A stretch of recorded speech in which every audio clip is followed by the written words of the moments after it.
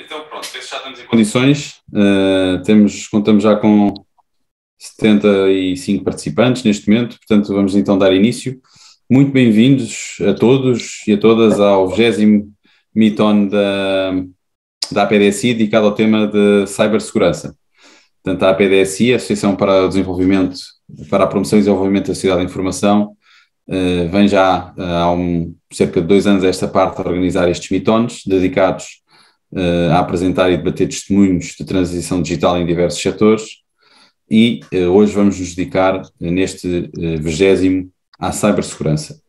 Neste Meeton iremos contar com a partilha de testemunhos de Nuno Teodoro, Cybersecurity and Privacy Officer da Huawei, Pedro Machado, Data Protection Officer da AGEAS, Augusto Fragoso, Diretor-Geral de Informação e Inovação da ANACOM, Contra-Almirante Gameiro Marques, Diretor-Geral do Gabinete Nacional de Segurança, e António Bacalhau, Head of Cybersecurity, Portugal Security Lead na Accenture.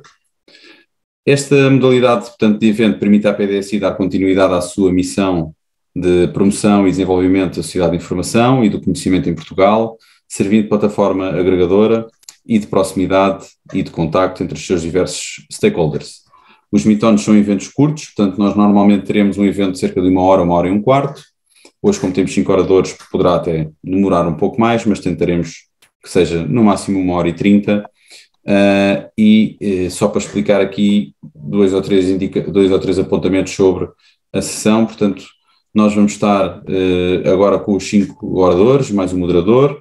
Vai haver depois mais à frente uma fase de perguntas e respostas, e todos os participantes vão passar ao orador, portanto todos vamos nos ver aos quadradinhos aqui no Zoom, e portanto os participantes depois podem fazer um conjunto de questões ou perguntas ou dúvidas, na verdade escrevendo no chat, e depois poderão ouvir as respostas, mas poderão também naturalmente ver-se uns aos outros. Pronto, as perguntas serão feitas através do chat, as respostas depois serão dadas pelos oradores.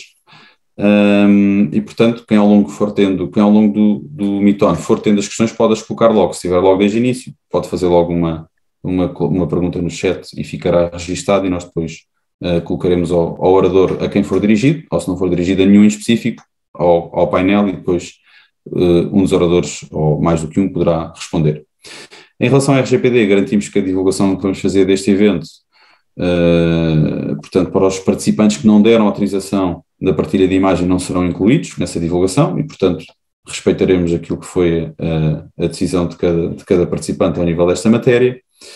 E agora vou só então fazer uma pequena nota introdutória de cada uma nota biográfica de cada um dos oradores, tentando ser breve, apesar de que temos oradores com uma vasta experiência e não é fácil condensar em 2 ou 3 parágrafos toda a experiência.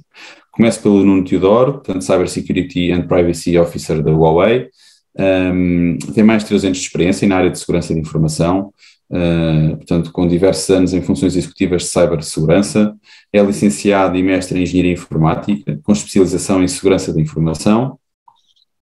É o atual responsável de Cibersegurança e Privacidade, portanto, da Huawei Portugal. Foi também ex-diretor global de Segurança de Informação CISO na Trufone. É membro do Conselho de Administração da ISACA Portugal, membro da GSMA, e também membro da Comunidade Europeia de CISOs da ECSO. É professor convidado em mestrados e pós-graduações em várias universidades, lecionando sobre estratégias de cibersegurança e resiliência digital. Pedro Machado, Data Protection Officer da AGEAS, é diretor de topo com função de Data Protection Officer no Grupo AGEAS Portugal, é doutorando em Engenharia e Gestão no Instituto Superior Técnico, onde concluiu também o mestrado em Informação e Sistemas Empresariais, e tem licenciatura em Informática e uma outra em Engenharia Multimédia. Detém um Master em Administration e Direction Internacional de Empresas pela Universidade Politécnica de Madrid, é presidente do Grupo de Trabalho de Combate ao Branqueamento de Capitais e Financiamento do Terrorismo e Proteção de Dados na Associação Portuguesa de Fundos e Investimentos, Pensões e Património, é também presidente da Assembleia Geral da Associação de Encarregados de Proteção de Dados, entre outras participações que tem noutros grupos e noutras instituições, é docente em universidades e politécnicos e é membro efetivo da Ordem dos Engenheiros e da Ordem dos Economistas. Augusto Fragoso, Diretor-Geral de Informação e Inovação da Anacom, possui formação superior em Ciências da Computação e Gestão, tem pós-graduações em Liderança, Alta Direção e Sistemas de Informação e Transformação Digital, colaborou nacional e internacionalmente com diversas empresas em grandes projetos, tendo vindo a desenvolver a sua ação no contexto regulatório na Anacom. Tem como objetivo permanente partilhar o conhecimento e colocar ao serviço da sociedade a sua experiência crescente de mais de 30 anos dedicados à gestão, consultoria, investigação e ensino nos contextos da inovação, da conectividade, das telecomunicações, dos sistemas e da transformação digital. Contra-Almirante Gameiro Marques, Diretor-Geral do Gabinete Nacional de Segurança, é licenciado em Ciências Militares Navais, classe de Marinha, prestou serviço em vários navios da Armada e após frequentar a especialização de Comunicações na Marinha, concluiu o mestrado em Electrical and Computer Engineering e que frequentou na Naval Postgraduate School em Monterey, na Califórnia. Esteve envolvido na equipa de projetos de sistemas de combate das fragatas da classe Vasco da Gama da Marinha Portuguesa, tendo igualmente feito parte da equipa de treino e avaliação internacional daqueles navios no Reino Unido. Frequentou o 39º Programa de Alta Direção de Empresas, PADE, da Escola de Negócios AES-IES, e foi promovido ao posto de Contra-Almirante a 27 de novembro de 2008. Foi o Chief Information Officer da Marinha durante 4 anos, Secretário-Geral Adjunto do Ministério da Defesa Nacional durante 3 anos, e desde 1 de setembro de 2016 é o Diretor-Geral do Gabinete Nacional de Segurança, sendo por inerência à Autoridade Nacional de Segurança. António Bacalhau, Head of Cybersecurity, Portugal Security Lead na Accenture, portanto é o novo Lead da Security da Accenture Portugal, é uma área com grande potencial de crescimento no país, estudou Engenharia Informática pela Universidade de Évora, concluiu uma pós-graduação em Cibersegurança pela Universidade Europeia e é membro da ISACA e certificado CISM pela mesma entidade. Conta com uma vasta experiência profissional de mais de 20 anos, a liderar equipas e projetos nacionais e internacionais focadas em soluções de cibersegurança adaptadas às necessidades de negócio e à criação de valor para as organizações. Ao longo da carreira ocupou diversos cargos executivos em multinacionais de consultoria e tecnologia em diferentes áreas da cibersegurança. Terminando então esta parte da apresentação dos 5 oradores, como eu disse, com um currículo muito vasto e, portanto, tentei aqui também resumir, mas dar a nota das especialidades e do percurso de cada um. Vou passar a dar o mote e depois passarei a palavra para a primeira intervenção de 5 minutos de cada orador sobre este tema, mas sem antes, não queria deixar antes de dar aqui o mote para esta sessão, porque fala-se muito de cibersegurança. Hoje em dia cibersegurança toca muitos aspectos e é realmente um dos temas principais, um dos tópicos que está mais na ordem do dia, mas é verdade que a Europa movimenta-se para uma direção de maior regulação, não só setorial, mas transversal a produtos e serviços, procurando aumentar a sua maturidade em cibersegurança, alavancando as melhores práticas de mercado. Assim, há vários temas, como a NIS 2.0, a Cyber Resilience Act, a Digital Operation Resilience, que estão na ordem do dia para a maior parte das organizações. As perguntas ou as questões que ficam no ar é: estão as organizações públicas e privadas em Portugal preparadas para estas novas realidades? Existe a maturidade suficiente para a implementação e operação das diretivas que se avizinham a breve trecho? E qual é que será o papel das entidades reguladoras nacionais e os organismos responsáveis de cibersegurança nacional que terão na monitorização da implementação e do cumprimento destas diretivas? Como podem as empresas também responder a estes requisitos? Qual o futuro de Portugal e da Europa no panorama da cibersegurança, com o entrar em funcionamento destas novas camadas de regulação? E, portanto, este é então o debate que procuramos aqui hoje também a poder estabelecer e, sem mais demoras, passarei a palavra ao primeiro orador, o Nuno Teodoro. Obrigado, Miguel. Bom, antes de mais, agradecer porque, de facto, acho que reunimos aqui um conjunto de pessoas para falar sobre um tópico que acho que todos nós vamos concordar e todas as pessoas que nos estão a ver que está na ordem do dia, não é? Nada mais, nada menos do que nós todas as vezes que conseguimos perceber o que está a passar na nossa sociedade, vemos que existe, obviamente, um incremento brutal de digitalização de todas as nossas ações do dia-a-dia, de todas as operações que as nossas empresas fazem e de nós, enquanto cidadãos, que temos na nossa vida cotidiana, e por inerência a parte da cibersegurança, e obviamente também muito parcial, porque todos nós trabalhamos de forma direta ou adjacente na área de cibersegurança, toma uma relevância cada vez maior, não é? Então, portanto, de facto, acho que a Europa está-se a munir aqui de um conjunto de capacidades de regulação, está-se a munir aqui de um conjunto de estratégias, até mesmo dentro da estratégia de segurança da União, que está definida desde 2020 até 2025, que contém a estratégia de cibersegurança da União Europeia, que conta com um conjunto de tópicos que nós cada vez mais vemos falados no dia-a-dia, como, por exemplo, a questão da NIS2, como, por exemplo, o Cyber Resilience Act, como o DORA, o Digital Operations Resilience Act, e tudo isto toca numa transversalidade de setores que é inevitável que em cada Estado-membro e, obviamente, em Portugal, estamos todos muito atentos a estes temas. Por um lado, sabemos que vai haver uma maior abrangência em termos setoriais de requisitos de segurança de informação, e ainda bem, devo dizer. Sabemos que vão haver incidências muito fortes em áreas como a área financeira, como por exemplo com o DORA, e sabemos que também vão haver incidências muito fortes na área dos fornecedores de serviços e de equipamentos, especialmente também com a parte do Cyber Resilience Act. E tudo isto faz com que, de uma perspectiva europeia, nós consigamos elevar de uma forma relativamente homogénea a nossa maturidade e consigamos endereçar o que é, neste momento, definido como as principais ciberameaças da nossa sociedade digital.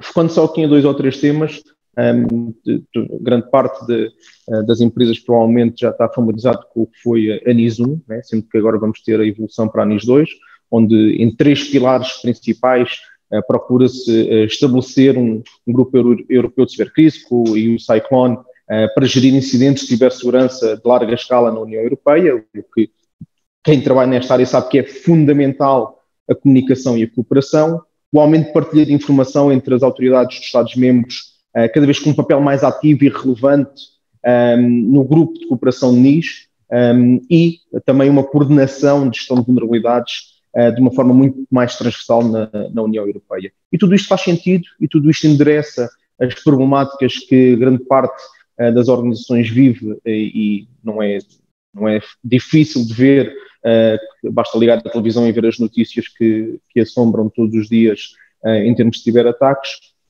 e de facto é procurado aumentar este tipo de maturidade.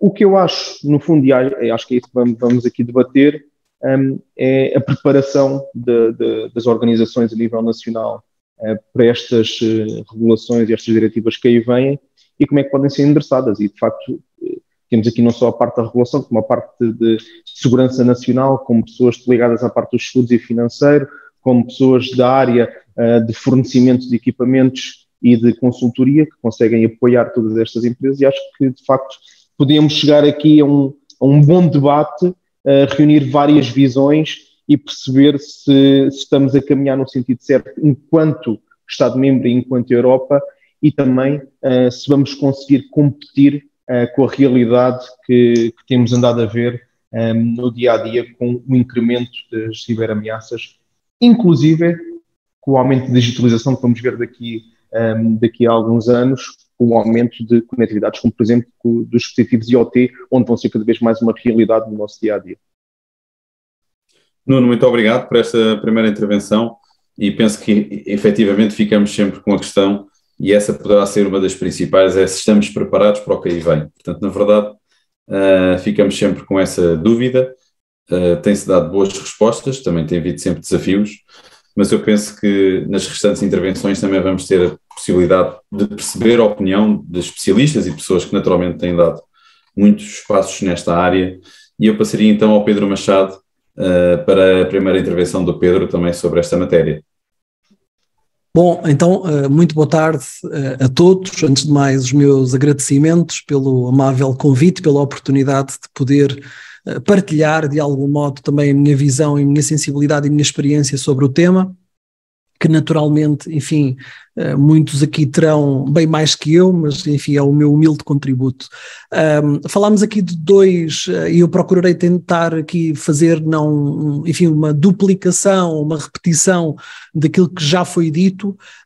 Falámos aqui de dois instrumentos que a mim pessoalmente me chamam a atenção, o DORA e, naturalmente, o Cyber Resilience Act. São dois paradigmas interessantes que eu creio que faz sentido prestarmos alguma atenção. Portanto, o DORA, enfim, eu falo aqui um bocadinho e tenho que fazer aqui já uma nota prévia, porque tenho aqui algum conflito de interesses, na medida em que, ao integrar a EFAMA, o European Funds and Asset Management Association, tem tido a oportunidade em Bruxelas de trabalhar muito próximo que a Comissão Europeia, enfim, nestas duas obrigações legais. Mas a verdade é que, e se calhar também para todos que nos ouvem, para aqueles que estão bastante familiarizados com o tema, outros que não, o DORA, enfim, no fundo decorre daquilo que é a estratégia para o digital, para o mundo financeiro da Europa. Portanto, é o acrónimo, como aqui já foi dito, de Digital Operations Resilience Act, e tem um âmbito específico para entidades, ou seja, para que todos percebam, o DORA não tem um target transversal em termos de mercado, está bem? Ele é focado naquilo que é o setor financeiro, designadamente a banca, os mercados, os fundos de investimento, os seguros, prestadores de IT, para esse mesmo setor financeiro, entre outros, agências de rating, ROCs, só para termos uma noção da abrangência. Portanto, na verdade é que normalmente quando se ouve entidade financeira ou mundo financeiro pensa-se só na banca, é um erro absoluto. Portanto, é de facto aqui um contexto muito mais completo. E o DORA tem esse foco, ok? E, portanto, ele depois descreve-nos, que de uma forma muito sumária, também para aproveitar esta oportunidade, se calhar para promover aqui um bocadinho o awareness, ele apresenta 5 pilares, no fundo, portanto, um focado na gestão de risco para TIC, em que traz obrigações em termos de governance, traz um quadro de gestão de riscos e obrigações de registro de atividades, que é algo muito interessante, enfim, para mim, enquanto DPO, a olhar o artigo 30 do RGPD naquilo que é o registro de atividades de tratamento. Aqui há algo, enfim, muito inspirado nessa matéria. Depois estamos a falar aqui na comunicação de incidentes TIC, numa obrigação de notificação, designadamente apresenta aqui um contexto de normalização, que visa criar aqui uma normalização de incidentes, obrigações de notificação, como eu dizia, e depois a possibilidade de uma coisa muito interessante, que é a produção de relatórios anónimos dentro da União Europeia relativamente a esta matéria. E eu confesso-vos, como disse, enfim, aqui com algumas suspeitas porque participei, mas por outro lado, eu sou um defensor da transparência, mas não podemos esquecer, na perspectiva de segurança nacional, naquilo que é o contexto da Europa, até que ponto é que verdadeiramente fará sentido um disclosure completamente aberto daquilo que efetivamente são estes espaços de conflito, e até que ponto é que, do ponto de vista estratégico, possamos vir a ficar, enfim, em algum risco. Depois apresenta também aqui obrigações ao nível de testes de resiliência, designadamente chamados testes exaustivos e testes técnicos por avaliadores independentes a cada 3 anos. E esses relatórios têm que estar ao dispor da EBA, da IOPA e da ESMA, portanto, respectivamente, os setores europeus de banca, seguros e fundos de pensões e a CMVM desta vida da Europa, não é? Depois um quarto pilar, portanto, muito focado, se não me falha a memória, aqui na gestão de risco, TIC, portanto, mas focado nos terceiros. Portanto, no primeiro eu falei que era uma gestão de risco mais abrangente, o quarto pilar é focado nos prestadores de serviço, que muitas das vezes há dependências holísticas, relações holísticas que não podemos deixar de considerar, até porque existem riscos que podem acontecer nos prestadores de serviço e por efeito de contágio também afetar estas mesmas entidades. E aqui falamos fundamentalmente da definição de estratégias políticas, registros e de revisão contratual com essas mesmas entidades. Portanto, lá vamos novamente fazer revisão contratual, não bastou o RGPD e não bastou, enfim, uma concertação, uma visão, enfim, mais comum para que possamos fazer este esforço, este investimento numa única one shot, e por fim a partilha de informação e a nível de intelligence, que é, no fundo, enfim, para além dessa informação que é partilhada em termos de ciberataques, também uma lógica lógica muito de prevenção de ameaças e também a forma como gerimos vulnerabilidades. Do lado do Cyber Resilience Act, o paradigma muda completamente, só para percebermos. Portanto, se o DORA é sectorial, é focado aqui no setor financeiro, entidades do setor financeiro. Por sua vez, o Cyber Resilience Act tem um foco ao nível de produtos, portanto, ele visa assegurar que os ciberataques não se propagam tão facilmente no contexto enfim, por efeito de contágio ao longo do seu ciclo de vida, não é? E, portanto, enfim, ele abrange hardware, software, tudo o que fizer parte integrante de dispositivos de rede que se ligam no espaço europeu, prevê também um esquema de classificação, portanto, podem estar classificados como produtos críticos ou altamente críticos. Há aqui uma zona muito interessante também que se calhar pode ser provocatória para discutirmos designadamente aquilo que está previsto do ponto de vista de isenções ao nível de dispositivos médicos, veículos automóveis, aeronáuticos, militares e de segurança nacional, que alguns destes eu sei que existe naturalmente obrigações específicas, mas que são pontos muito sensíveis que nós temos de ter a certeza que existe uma certa harmonização ao nível dos requisitos e depois naturalmente obrigações para os fabricantes, designadamente testes regulares que os fabricantes têm de fazer e disponibilizar essas evidências, diligência sobre componentes terceiros, e aqui, desculpem gracejar um pouco o tema, mas eu tenho a certeza que isto vai ser um enorme desafio para componentes vindos de geografias fora da União Europeia, como por exemplo Taiwan, que certamente não foram previamente contratualizados, depois informação sobre incidentes, avaliações de conformidade, enfim. Portanto, eu acho que aqui estamos a viver, estamos a caminhar, no meu entender, minha modesta opinião, para o sítio correto. No entanto, não podemos deixar de valorizar a importância de uma correta fiscalização, acompanhamento do cumprimento destas matérias, de outro modo cairão naturalmente em relatividade, e os outros setores também eu questiono, para além do setor financeiro, até que ponto é que os outros setores críticos terão o mesmo rigor que o Digital Finance Strategy da Europa está a endereçar, e naturalmente, no meu entender, acho que ainda existe, e para terminar, Miguel, mas creio que existe aqui um desafio grande ao nível da consciencialização do cumprimento, que infelizmente, e começou-se por ver pelo RGPD, parece que o mercado só valoriza quando temos um regime sancionatório de coimas absolutamente exuberantes, ainda que, por exemplo, no caso do RGPD, a maior parte das pessoas insistem em esquecer-se que existem a pena de prisão até 5 anos para os responsáveis das empresas, mas a única coisa que conta é efetivamente os até 20 milhões de euros ou 4% de global turnover, e parece que, na verdade, esquecemos dos valores da Europa que queremos construir.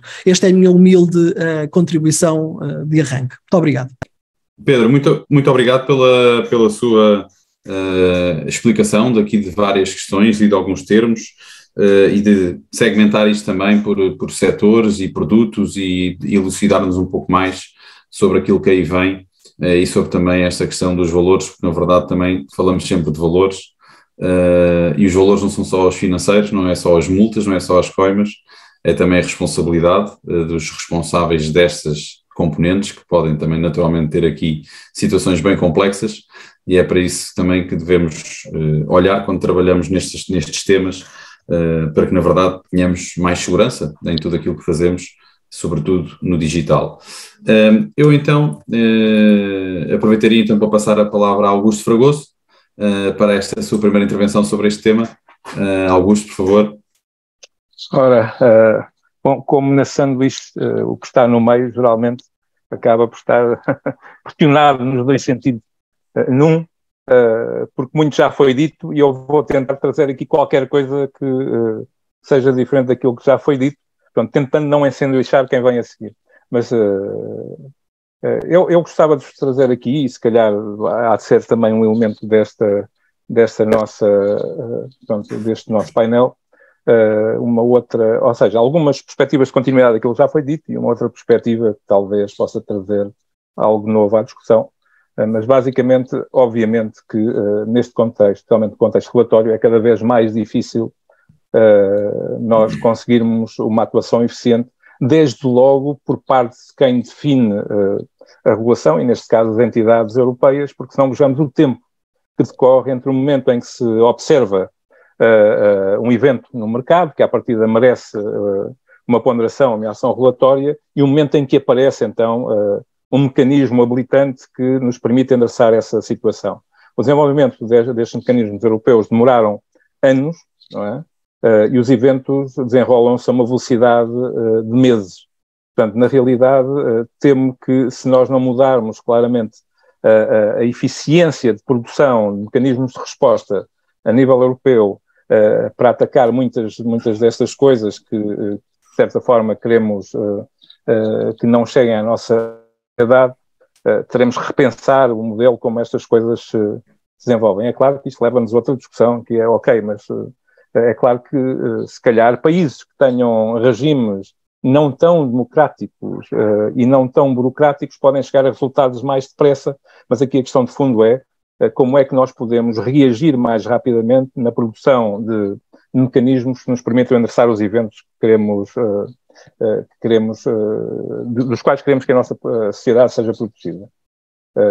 É claro que há um outro fator que é a cada vez maior interdependência e transversalidade, qualquer coisa que tenha a ver com cibersegurança, no sentido em que estamos a falar do tecido do novo mercado, dos mercados digitais, e como tal é muito difícil, começa a ser muito difícil distinguir verticais ou eventos que não acabem por afetar vários setores, vários mercados quando acontecem. Portanto, esta transversalidade, esta interdependência entre os vários setores é cada vez mais clara. Se não vejamos alguns episódios que têm acontecido, que são do conhecimento público, em que um evento de ataque acontece num setor e depois os impactos repercutem-se por vários setores, tendo nós que, até para conhecer, de facto, os efeitos de um determinado evento, endereçar essa interdependência e essa transversalidade de forma muito mais eficiente e muito mais capaz do ponto de vista da colaboração.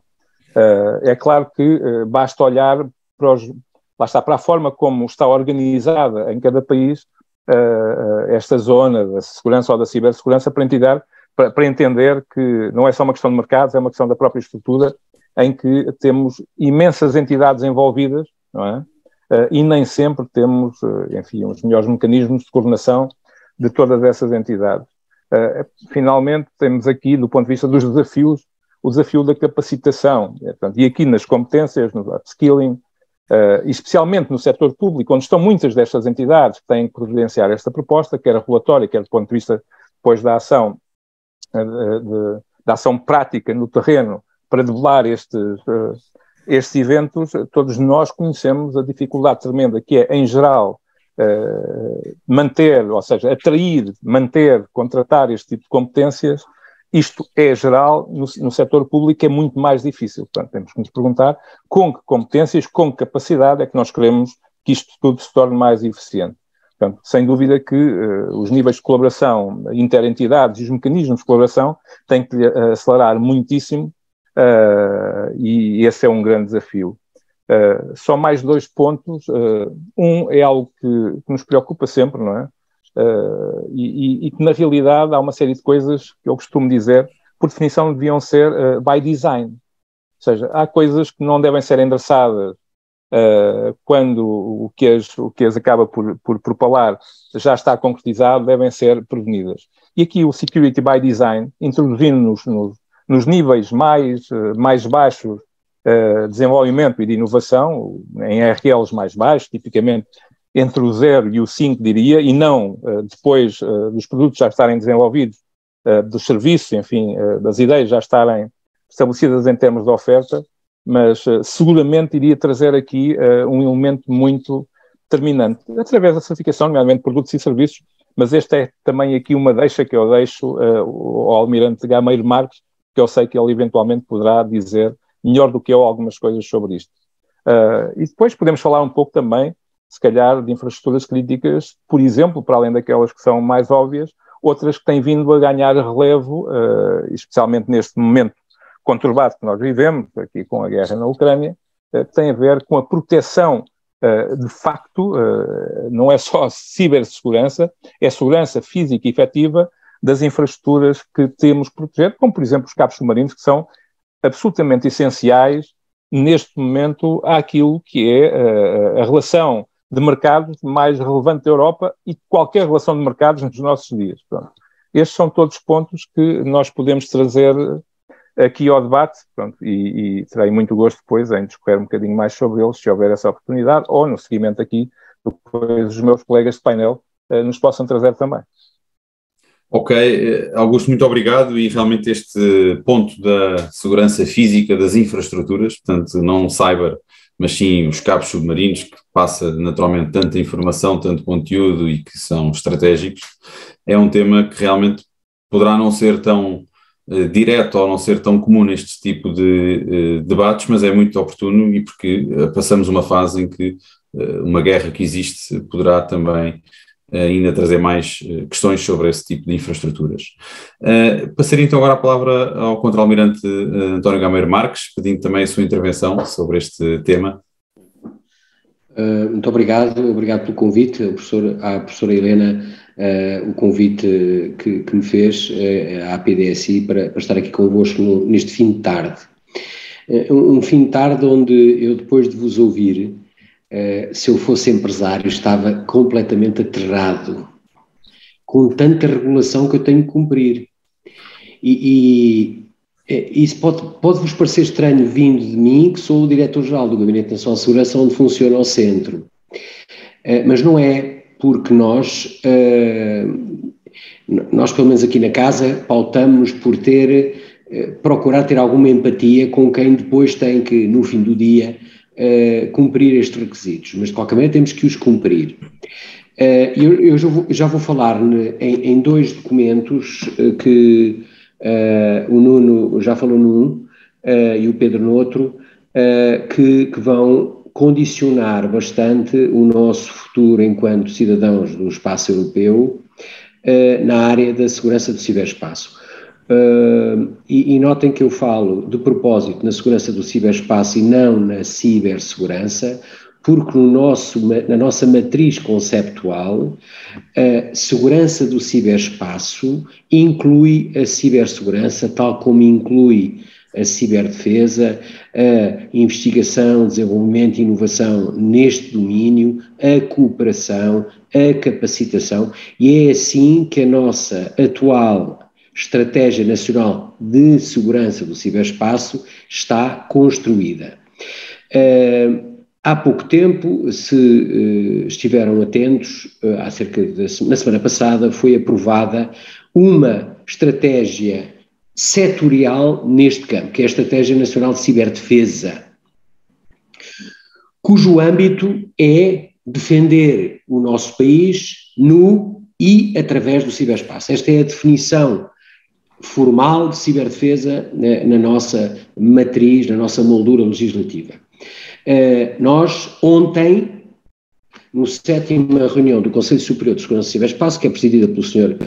Secretário de Estado da Digitalização e da Moderação Administrativa, iniciámos o processo de revisão da nova estratégia, da atual estratégia, que vai ter que estar publicada até fins de junho do ano que vem.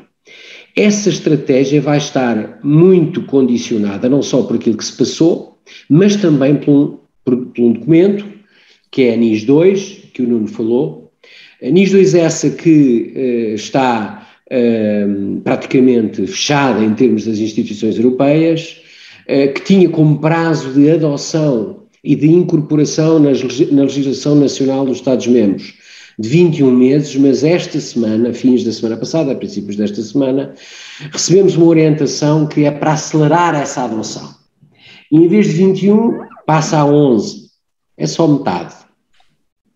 Com implicações bastante significativas, não só no âmbito, eu já vos vou falar quais são as novas áreas que vão ser implicadas, como também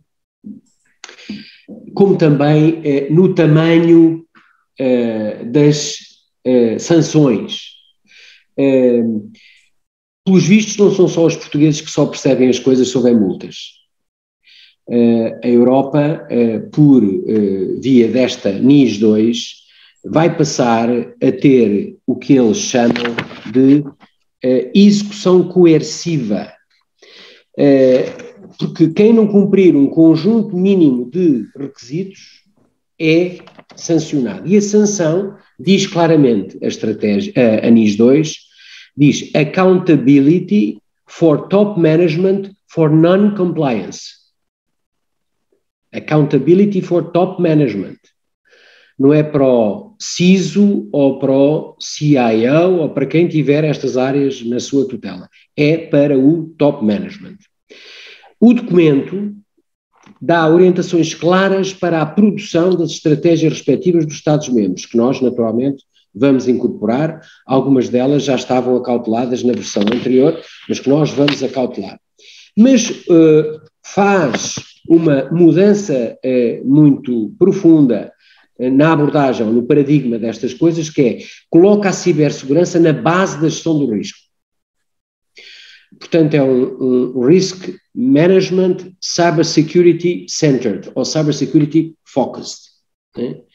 Depois, exige supervisão ex ante e ex post. Portanto, há uma atividade de supervisão antes dos assuntos acontecerem, o que requer recursos humanos, é o que, como o Augusto dizia, não abunda no Estado. E o Augusto pertence a um regulador, se calhar ainda tem mais possibilidades de recrutar do que uma mera direção-geral, mas é a vida e temos que fazer face a estas situações, mas também faz uma outra coisa que é alarga de uma forma muito significativa o âmbito das áreas das empresas, dos negócios, digamos assim, que são contemplados.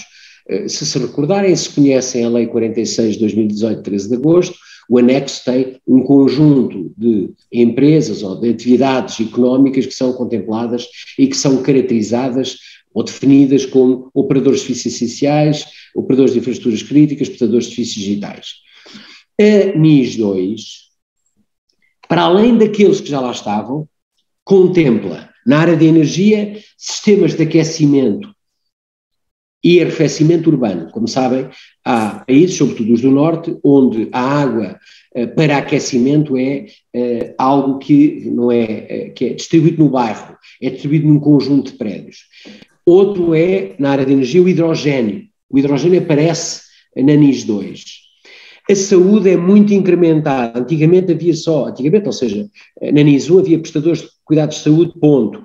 Agora há laboratórios de referência da União Europeia, entidades que realizam atividades de investigação e desenvolvimento de medicamentos, compreensivelmente numa reação ao que aconteceu durante 2020, com os laboratórios que estavam a desenvolver as vacinas e os medicamentos, as terapias para o Covid-19, entidades que fabricam produtos farmacêuticos de base e preparações farmacêuticas, entidades que fabricam dispositivos médicos, portanto aqui a área da saúde muito incrementada, claramente, na nossa interpretação, numa reação àquilo que vivemos globalmente em 2021.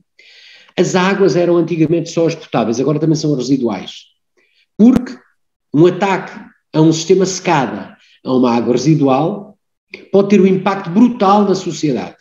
Pode ter um impacto brutal numa cidade, numa vila, ou mesmo num afluente de água potável. Depois, as infraestruturas digitais sofrem aqui um aumento bastante significativo. Os prestadores de serviço de DNS já estavam lá e agora estão incrementados com mais requisitos, mais exigentes. Temos os prestadores de serviços de centros de dados, fornecedores de rede de distribuição de conteúdos, os prestadores de serviços de confiança que estão regulados por um outro regulamento da União Europeia, que é o AIDAS. Nós, DNS, somos a entidade supervisora em Portugal do regulamento AIDAS, que, quem não saberá, é o regulamento que estabelece as normas que imperam a produção dos certificados, por exemplo, qualificados que estão no nosso cartão de cidadão, a chave móvel digital, os certificados temporais qualificados e todo esse conjunto de serviços que são fundamentais para quê? Para que as transações B2B, G2G, Business to Client sejam confiáveis, porque sem apostar, sem fazer essa introdução desses certificados eletrónicos qualificados, a transação não só não tem valor probatório, como também não traz confiança a quem a utiliza. os fornecedores de redes públicas de comunicações eletrónicas, os prestadores de serviços de comunicações eletrónicas acessíveis ao público, portanto aqui com uma clara, como dizia o Sr. Presidente da ANACOM já há algum tempo, Augusto, a ANACOM e o Centro Nacional de Cibersegurança, Gabinete Nacional de Segurança, estão condenados a entenderem-se. E a NIS 2, e a gente entende-se, que é ótimo, mas a NIS 2 incrementa essa interação, tornando até o panorama regulatório um pouco complexo. Entidades da administração pública são incluídas também, mas já o eram na transposição da NIS 1 para a lei portuguesa, e uma outra área que é o espaço. É uma clara sinal que a União Europeia vê o espaço como uma área estratégica de soberania estratégica ou de soberania digital para ganhar um pouco um espaço perdido. Há um outro conjunto de setores críticos, porque a NIS 2 introduz aqui duas escalas, uns são os setores essenciais, foi aqueles que eu disse, e depois outros são os setores críticos, os serviços postais, a gestão de resíduos, a produção, fabrico e distribuição de produtos químicos, a indústria transformadora, os produtos, portanto o retalho, ou seja, a produção, transformação e distribuição de produtos alimentares, e uma área interessante, que normalmente é avessa à regulação, que é a investigação em áreas que são estratégicas para os Estados-membros e por isso para a União Europeia. Portanto, eu não vos maçava para já mais. Portanto, vamos desenvolver uma nova estratégia, ela vai estar inspirada, entre outras coisas, na NIS 2, entre outras coisas, e a NIS 2 complementa, traz bastantes novidades, que eu de uma forma muito sumária aqui enunciei. Portanto, Miguel, passo para si. Ok, muito obrigado, Conselheiro Almirante Gameiro Marques, pela sua intervenção completa e que passou por tantos pontos e levou aqui realmente a pensar que os desafios são grandes, temos aqui muitas coisas a chegar, mas também existe já uma base forte e que, como tem dito, com a empatia e com a capacidade também de gerar um goodwill sobre a regulamentação, sobre aquilo que muitas vezes pode ser tido como algo que vai ser de cariz obrigatório e que tem o seu peso, também pode ser levado de outra forma, e isso também naturalmente é bom para não assustar os empresários, como disse no início, que se fosse empresário estava um pouco assustado com esta quantidade de regulamentação. Eu iria passar então ao António, dizendo que depois de 4 intervenções tão profundas, fácil não é? Portanto, já sabia que o António ia dizer isso. Mas eu acredito na criatividade, até que já conheço o António há muitos anos, e sei que o António vai ser capaz de nos surpreender aqui com mais alguma coisa que ainda não foi dita. Ora bem, muito boa tarde a todos, realmente já muito foi dito e muito interessante. Acho que nós, enquanto empresa prestadora de serviço, nós já temos aquilo que é o mapa regulatório para todas estas entidades completas, inclusivamente para terem uma ideia, nós tivemos que fazer, como o Contra-Almirante António Gameiro Marques estava a dizer, tivemos que fazer, e por isto em macrotópicos, para que fossem entendidos, porque são muitas. Portanto, dividimos isto em IT Security Governance, por exemplo, em Digitalization, Privacy and Big Data, Cyber Security Cloud. Isto porquê? Porque a partir de 2022, portanto, falámos aqui no DORA, mas vão haver o Artificial Intelligence Act, que é algo que se está a preparar a partir do final de 2022, e há outras que é o EU Digital Forensic Strategy, que eu acho que ainda foi falado, mas que é algo também que nós já temos em roadmap. Inclusivamente estamos a olhar para este mapa todo regulatório de uma forma em a criticidade do que é baixo, da criticidade daquelas que são mais altas, para ajudar as organizações até temporalmente depois a poderem integrar isso dentro das suas organizações. No entanto, há aqui uma coisa que já foi dita, que é, há uma pressão regulatória muito grande sobre estes tópicos, especialmente o IT e do security, e é verdade que o contexto regulamentar europeu e norte-americano está-se a tornar cada vez mais complexo. Só para terem aqui uma ideia, isto são dados nossos internos, só no último ano houve mais de 5.000 alterações regulamentares que ocorreram nos diferentes sectores e com vários assuntos, como já aqui foi dito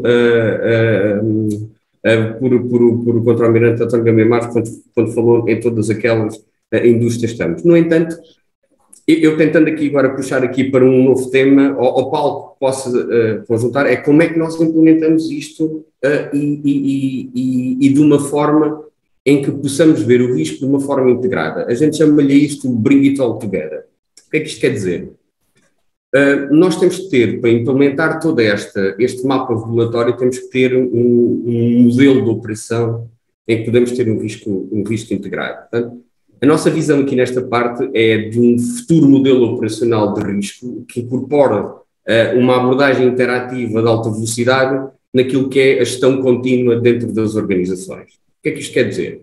Queremos envolver, e temos frameworks nesse sentido, em que vamos envolver as funções do risco do negócio, a tecnologia e a prestação baseada naquilo que são os serviços que as empresas prestam. Portanto, este modelo visa ter uma visão mais holística do risco. Isto porquê? Porque só o ter o fator regulamentatório implementado não nos certifica que não vamos ser atacados ou que estamos bem preparados. Então nós, quando fazemos esta aproximação, do que eles chamam o Bring It All Together, é um bocadinho uma framework de risco que possa utilizar esta parte toda regulatória também com aquilo que é a operação e consigamos, quer ver os riscos operacionais das organizações, assim como aquilo que são os riscos tecnológicos. Eu acho que isto é uma forma que nós, dentro da nossa organização, arranjamos. Porquê? Porque são tantos estes pontos regulamentórios, não é, que temos que implementar e que exigem de tal forma uma exigência, especialmente no setor financeiro, para os implementar todos, que nós temos que ter uma entrega interativa, acelerada, e aqui, por exemplo, podemos utilizar metodologias como o Agile para fazer, dentro daquilo que é a nossa framework, para fazer essa entrega, e ao mesmo tempo fazemos uma convergência daquilo que é o risco do negócio com os tecnológicos. Outra coisa também muito importante em todos estes aspectos tudo isto é preciso talento. E temos de ter aqui um ecossistema dentro das organizações, quer com os fornecedores que as ajudem, para ter um ecossistema de talento que possa não só ajudar a cumprir todos estes sistemas regulatórios, mas também depois ajudar tudo o que é a operação. E, portanto, aquilo que nós temos feito dentro da nossa organização é trabalhar no sentido de ter estas frameworks disponíveis para os nossos clientes, para que de uma forma sejam do sector público, sejam do sector privado, sejam, por exemplo, do supply chain financeiro ou uma entidade crítica, a gente possa saber, dentro daquilo que é o nosso macrotópico regulatório, quais é que vamos implementar e como é que alinhamos isso de uma forma harmoniosa e simples dentro da organização. E, portanto, já foi muito dito sobre aquilo que era o NIS 2, só uma pequenina coisa agora sobre aquilo que é os prazos do NIS 2 e do DORA. Portanto, eu acho que o DORA só vai ser, começou no início de 2022, se não estou em erro, e diziam que o NIS, portanto, já começou em 2021. Mas só para ter uma ideia, o TIBER-EU, por exemplo, ou a EIOPA, que eu diria que a pressão regulatória começou aí, ou seja, antes do ano 2021 e antes daquilo que nós temos visto, existiam pelo menos mais 8 regulamentações para serem implementadas.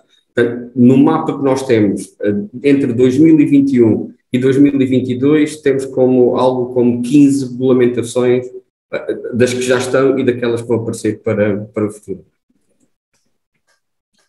Muito obrigado, António. Nós encerramos agora então esta primeira fase das intervenções dos vários oradores neste nosso Meeton. Eu tinha aqui, portanto, dado nota de que as perguntas são bem-vindas por parte dos participantes. Coloquei também agora aqui no chat esse desafio. Ainda não temos perguntas para já. Eu tenho aqui algumas, portanto vou poder então usufruir de tirar todas as minhas dúvidas sobre cybersecurity. Portanto, se mais nenhum participante colocar perguntas, vai ser uma sessão em que eu vou tirar todas as minhas dúvidas, que são algumas. E uma questão que eu tenho, enquanto não chegam as questões dos participantes, tem a ver com algo que ainda não foi aqui falado, mas que foi uma coisa que eu vi numa notícia das 10 maiores preocupações de cibersegurança de 2022, e uma dessas preocupações designa-se como IoT malware, ou seja, a capacidade de haver ataques a dispositivos médicos, de sinalização, que normalmente são equipamentos que estão conectados, são equipamentos que não têm uma grande capacidade de processamento e são equipamentos que possam ser alvos de ataque e alterarem o seu funcionamento ou o seu normal funcionamento. E eu queria perguntar aos oradores, portanto a um ou a todos, ou àqueles que gostarem de responder sobre esta questão, como é que vem, e já estou aqui, o Contra-Almirante já levantou a mão, como é que vem esta questão, porque parece que é uma das principais preocupações, e nós podemos imaginar que um dispositivo médico ou um semáforo de trânsito, não é, que altera o seu comportamento porque foi atacado e gera um problema para várias pessoas, não é? Portanto, mas todos poderão responder. Eu passaria primeiro ao Contra-Almirante, porque levantou a mão em primeiro lugar, mas depois também quem quiser responder será bem-vindo. Obrigado, Miguel, por essa questão. Ainda na semana passada tive a oportunidade de estar numa conferência sobre cidades inteligentes na FIL e falámos sobre isso. Tudo isso que disse é potenciado pelo 5G. Como sabem, o 5G a implementar, o full 5G, consegue endereçar e consegue haver um endereçamento direto, ainda com uma camada de abstração virtual, uma rede virtual por cima disso, a qualquer dispositivo que esteja implantado numa cidade inteligente, por exemplo, ou num chão de fábrica, ou num automóvel, ou num navio desses gigantescos que todos os dias ou todas as semanas nos visitam aqui no Porto de Lisboa, e, portanto, a tendência vai ser cada vez mais para que esses dispositivos existam. Todavia, mais uma vez por via da regulação e reiterado há 3 semanas ou há cerca de um mês, por um discurso da senhora Presidente da Comissão Europeia, Ursula von der Leyen, está em curso no European Cybersecurity Certification Group um processo de desenvolvimento de esquemas de certificação para o de Common Criteria já está terminado, o de Cloud está em vias de terminar até ao fim deste ano, o de 5G está numa fase um bocadinho mais atrasada de desenvolvimento e o de IoT está em curso, que vai fazer com que nós clientes, nós cidadãos da União Europeia num futuro, que eu espero que não seja um futuro muito longínquo, possamos, quando compramos, quando adquirimos dispositivos dessa natureza, possamos ver com um label indicador em 3 níveis a resiliência daquele dispositivo a potenciais ciberataques. Ou seja, a União Europeia vai, por via dessa norma, estabelecer as regras para não só se produzir como também comercializar, mas quem fizer essa comercialização dentro da União Europeia, dentro do espaço europeu, sem ter a certificação, vai ter, mais uma vez, coimas bastante significativas. Portanto, essa é uma preocupação, mas é uma preocupação que do lado dos fabricantes também tem que ser endereçada no sentido de produzirem equipamentos desta natureza que são mais resistentes a este tipo de ataques. Eu recordo a todos, e certamente muitos dos que estão aqui a ouvir-nos se lembrarão, que em outubro de 2016, eu estava aqui no lugar há 2 meses e qualquer coisa, numa sexta-feira à tarde, o malware Mirai, instalado em milhares de câmaras e televisões ditas inteligentes, smart TVs, em casas de cidadãos norte-americanos da costa leste dos Estados Unidos da América, desenvolveu um tal ataque dirigido que provocou um Distributed Denial of Service, portanto uma negação de serviço distribuída a servidores da Netflix, do PayPal, do Twitter, de uma série de grandes serviços que estavam a funcionar na costa leste dos Estados Unidos, colocando todos esses serviços completamente às escuras numa sexta-feira à tarde do mês de outubro de 2016, já não sei em que sexta-feira é que foi, mas sei que foi numa sexta-feira, porque normalmente estas coisas aparecem à sexta-feira, que é para no fim de semana nós temos que fazer. E portanto, isso é um facto, e a minha preocupação maior, digo-lhe sinceramente, é que esses dispositivos possam ser disponibilizados sem acautelar aquilo que é mais importante que eles coligem, que é o quê? Os dados sobre nós, os dados sobre os nossos comportamentos. Imagine o que é uma cidade dita inteligente, com milhares e milhares de sensores dessa natureza, que fazem o tracking natural, de para onde é que nós vamos, de quem é que está a passar, quando é que estamos a passar naquele cruzamento ou entrar naquela casa, e depois essa informação é desbaratada ou não é tratada com os devidos respeitos. E não me venham dizer que isso tem que cumprir o Regulamento Geral de Proteção de Dados Pessoais, porque isso para mim é um dado adquirido. Eu estou a falar de outras coisas e isso depois vai comprometer aquilo que, na minha opinião, é essencial em países democráticos, que é a nossa própria liberdade enquanto cidadãos que vivem em países democráticos. E agora me calava. Obrigado, Contra-Almirante Gamer Marques. O Augusto Fragoso também levantou a mão e depois o Nuno Teodoro, mas passaria primeiro ao Augusto. Bom, ainda bem que eu falo antes do Nuno Teodoro, porque ele não vai ouvir isto que eu vou dizer a seguir.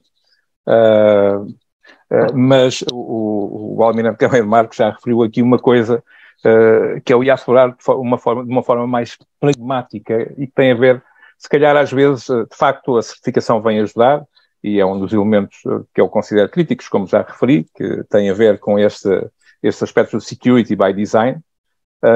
Mas quando eu falo de IoT malware, se calhar posso falar também de IoT-ware, seja ele qual for. Mal pode não acontecer ao nível do IoT, mas a um nível mais acima, como o Almirante referia. Eu dou um exemplo muito simples.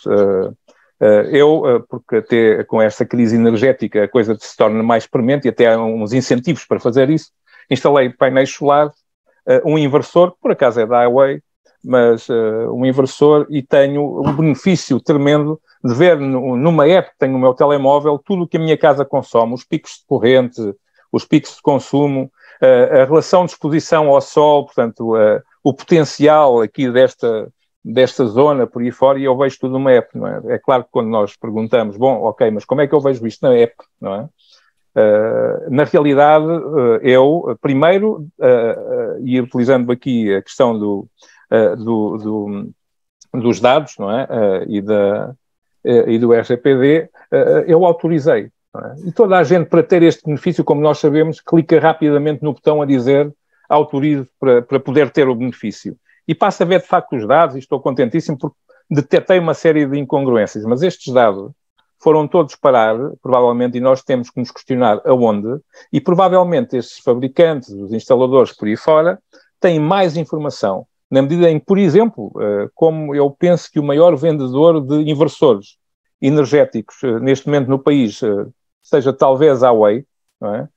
Eu penso que quem esteja com esta tecnologia tenha mais informação sobre os hábitos, os perfis de consumo de todas as regiões do país e de muitos portugueses e dos fatores de exposição solar por aí fora, que muitas entidades oficiais que à partida necessitariam destes dados para decidir sobre políticas públicas, enfim, sobre outros aspectos que têm que ser decididos. Portanto, o malware aqui é uma preocupação, mas também deve ser uma preocupação a camada de dados que o IoT gera e como é que nós gerimos isso, porque isso depois mais à frente deixa de ser, se calhar, a cibersegurança no dispositivo passa a ser um problema de ciberdefesa, não é? Como nós vimos de resto acontecer agora na Ucrânia, com a informação que estava disponibilizada sobre várias infraestruturas e que foram utilizadas depois para esses fins.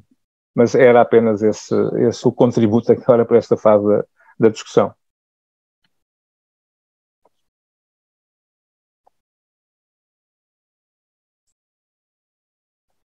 Ok, obrigado, Augusto. Passaria ao Nuno Teodoro para poder também dar o seu contributo e depois o Pedro Machado também já levantou a mão e, portanto, o António também. Portanto, vai ser uma pergunta que vai ser um full house, portanto, vamos ter todos os oradores a responder. Levantaste aqui um tema engraçado e, de facto, também aqui alavancando contra o Almirante Gamer Marques disse, de facto, a parte do IoT, isto vai ser uma situação muito alavancada pelo 5G, como é óbvio, né? E o 5G é, sobretudo, para verticais que depois, muito provavelmente, vão potenciar toda esta questão do IoT. Só para trazer aqui alguns dados, porque é engraçado, há pouco tempo tive, de facto, a debruçar-me sobre isto, e para quem não sabe, eu na minha vida anterior trabalhava numa operadora de telecomunicações que muito do que fazia era precisamente conectividade IoT, sobretudo porque trabalhávamos muito na parte do eSIM e do iSIM, o que, como quem está na área sabe, que potencia muito a utilização de dispositivos IoT, porque os dispositivos IoT precisam de conectividade. E, tipicamente, quanto mais facilitismo temos na questão da conectividade, maior é a utilização desses dispositivos. Um exemplo, nos primeiros 6 meses de 2021, alguns dos registros que existem registram que houve 1,5 bilhões de ataques a dispositivos e redes IoT. Nos primeiros 6 meses de 2021. É estimado que, por exemplo, em 2025, existem mais de 150 mil ligações de dispositivos IoT à internet por minuto. E também, já que falámos na saúde, é estimado que até ao fim deste ano, ou estimou-se que até ao fim deste ano, o mercado global de IoT nesta área, precisamente da saúde, seja de cerca de 158 bilhões. E, portanto, há de ser uma área que, inevitavelmente, vai ter um conjunto de investimentos associados para crescer precisamente este mercado de conectividade e, obviamente, tudo o que é possível de ser conectado é passível de ser atacado. Ponto. Mas nem tudo funciona às escuras. Existem já alguns, por exemplo, a ENISA tem o IoT Security Gap Analysis, onde já se podem percorrer algumas análises. Existem alguns documentos já bastante maduros de IoT Security Foundation, que tem, por exemplo, a IoT Security Framework, a própria conectividade a determinados dispositivos IoT e as redes que fornecem a conectividade para esses dispositivos assentam em boas práticas, muitas delas, inclusive, ditadas pela GSMA e auditadas por eles.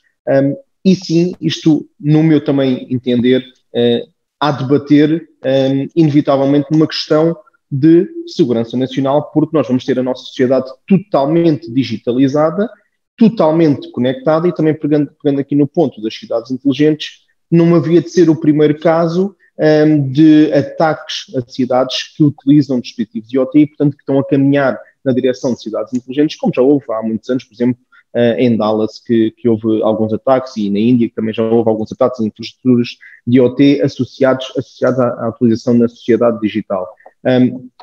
Esta questão há de levantar sempre e cada vez mais problemáticas, Miguel, e todos os restantes, mas de facto nós temos que caminhar para uma direção de, sim, certificação dos próprios produtos, sim, perceber que tipo de dados vão ser processados em que cada parte da conexão, porque os dados passam sim pelo dispositivo IoT, mas depois são processados a algures, e portanto tem que haver um ecossistema com uma análise viva, dinâmica e contínua sobre tudo o que se está a passar, que vai, como se forem ver a framework de segurança do IoT Security Foundation, vai desde a parte do dispositivo físico até à parte da conectividade, até à parte de todo o processamento que é feito a montante dos dados que são coletados pelos dispositivos IoT. É um tema que certamente há de crescer em termos de relevância, porque nós vamos ver muito mais massificadas estas utilizações de dispositivos com o 5G e com o 6G, e a partir daí vamos ter que sim tomar algumas medidas muito mais estruturais em termos de proteção de todo este ecossistema. Ok, obrigado, Nuno, também pela intervenção. Passarei então ao Pedro Machado, antes de passar ao António, para então também um comentário sobre esta questão. Muito bem, aproveitar aqui para baixar a mão antes de mais. Bom, o tema que aqui falamos, na verdade, como eu já procurei também fazer referência na minha anterior intervenção, ele já é endereçado no Cyber Resilience Act, não é? Portanto, tem como foco produtos IoT e outros. É muito curioso quando pensamos em ciberataques e na propagação, por vezes, no efeito sistémico que eles podem ter. A maior parte das vezes pensamos, aliás, associamos logo os ciberataques sempre com uma origem em spear phishing. Pronto, é muito comum, porque é aquilo que na verdade é mais fácil falar. Mas esquecemos, na maior parte das vezes, que os principais e mais complexos ataques, por exemplo, têm origem de vulnerabilidades de RCE, de Remote Code Execution. como por exemplo, agora estava a pensar no Log4j, que foi bastante falado.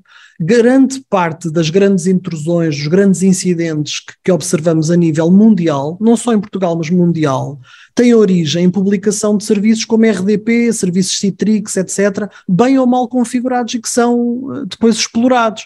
Portanto, eu francamente acho que isto leva-nos aqui a uma consciência um bocadinho mais complexa, que é até que ponto é que existe uma consciência de risco em toda a sociedade adequadamente, ou seja, nós estamos a falar aqui em regulamentos, vá lá, e o Sr. Almirante dizia muito bem, eu se fosse um gestor de empresa estava desesperado. É verdade, isso no fundo eu creio que é aquilo que regularmente temos que nos deparar nas organizações que trabalhamos e que lidamos, porque de facto há essa mesma consciência.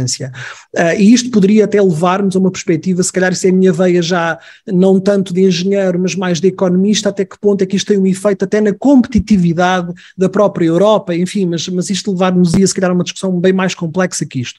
Mas estes regulamentos, estas obrigações, que impõem grande parte, quer o DORA, quer o que falámos do Cyber Resilience Act, trazem obrigações em matéria de gestão de risco. Então, e a nível doméstico? Por exemplo, Augusto, quando falava dos equipamentos de IoT que referenciou, falou especificamente o seu contexto enquanto doméstico, não é? Alguém que liga uma câmara de CCTV e nem sequer tem consciência, ela está configurada para a internet e um atacante pode estar a monitorizar todo o seu espaço familiar, não é? Portanto, há uma falta de consciência de risco aqui no contexto entre perceber as ameaças e a oportunidade.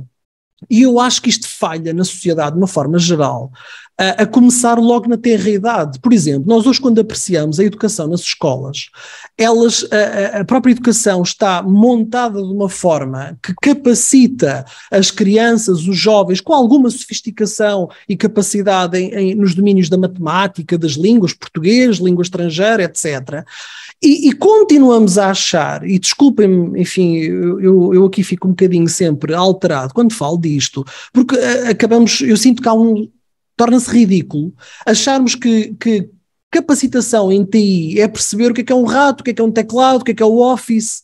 Quer dizer, se compararmos, por exemplo, ninguém vai aprender derivadas e matrizes e duplas, derivadas aprende-se, mas não integrais, por exemplo, no ensino secundário, não é? No 12º ano. Mas quer dizer, se compararmos derivadas, se compararmos na perspectiva com capacitação IT, é inaceitável que as crianças e os jovens não sabem programar numa linguagem de programação quando acabam o 12º ano. Eu não consigo compreender. Eu tenho vários colegas, até alunos, que chegam depois a programas de mestrado para poder tratar de dados, têm que ir aprender Python, têm cadeiras de R para programar em R para conseguir tratar dados. Quer dizer, isto é de loucos. Quer dizer, uma pessoa que entra numa empresa não consegue verdadeiramente perceber o que é que pode fazer aos dados, porque não há uma capacitação, não há uma harmonização em termos de competências.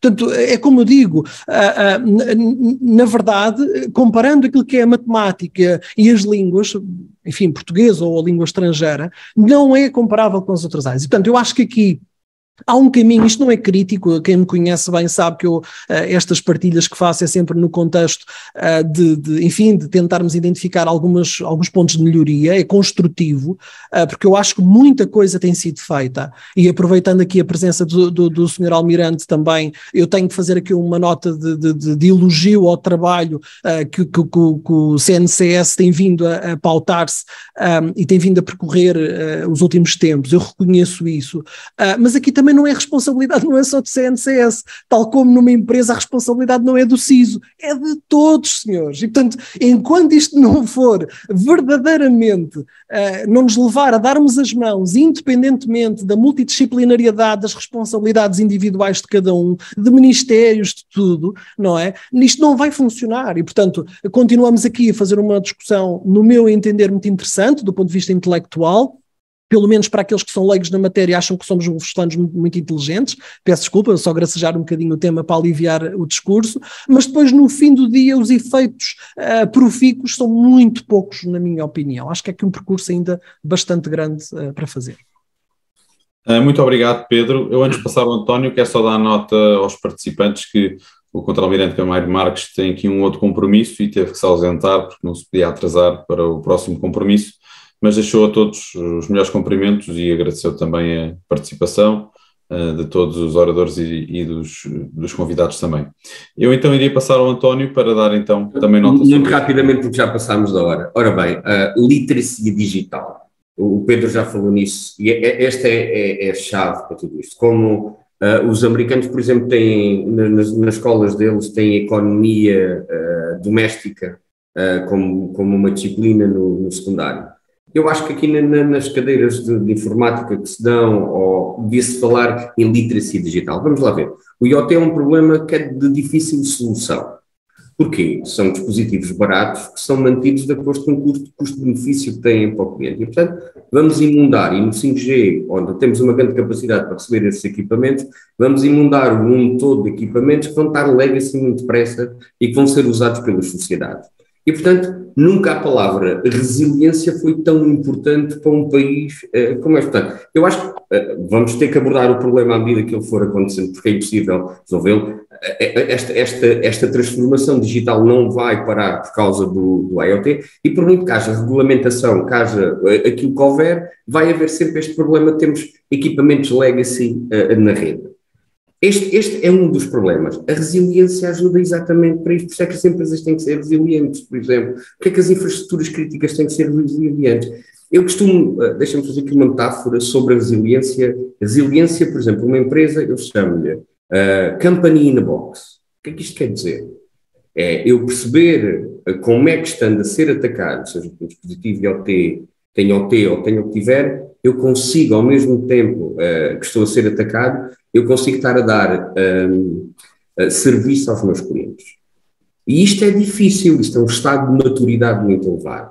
À medida que nós todos nos fomos transformando digital e temos o OT, e o OT vai ser a maior superfície de ataque do mundo, portanto, as plantas de fábrica, e temos o supply chains, temos os parceiros, portanto, temos empresas que à medida que se vão digitalizando, vão testando cada vez mais no espaço público, a ida para a cloud, o 5G, tudo que são tecnologias emergentes vão permitir isso. Ao mesmo tempo que as empresas adotem esta transformação digital, têm que ser resilientes, têm que trabalhar como se fosse uma caixa num espaço público e têm que ser resilientes o suficiente. Mesmo que estejam a ser atacadas, mesmo que não estejam a dar o serviço todo, que deem o mínimo do serviço. Vou-vos dar um exemplo. Se um banco for atacado e eu for cliente do banco, aquilo que eu pretendo, no mínimo, se souber pela comunicação social que o banco está a ser atacado, é que eu, numa app que tenho, veja, mesmo que não possa fazer operações, consiga ver o meu saldo, que são o mínimo de negócio que eles me estão a dar. E, portanto, eu acho que a resiliência nunca teve tanto, ou seja, vai ser o futuro das organizações. Elas vão ter que ser resilientes, para que o negócio possa ser transformado. E sem isso é praticamente impossível. E, portanto, não há volta a dar, as empresas vão ter que investir. Os investimentos em cibersegurança nos últimos anos cresceram cerca de 10%, 15%, ainda é muito pouco. Portanto, as empresas vão ter que gastar mais dinheiro neste dispositivo e vão ter que pensar, quando se pensa em resiliência, não é só em cibersegurança, é no negócio todo.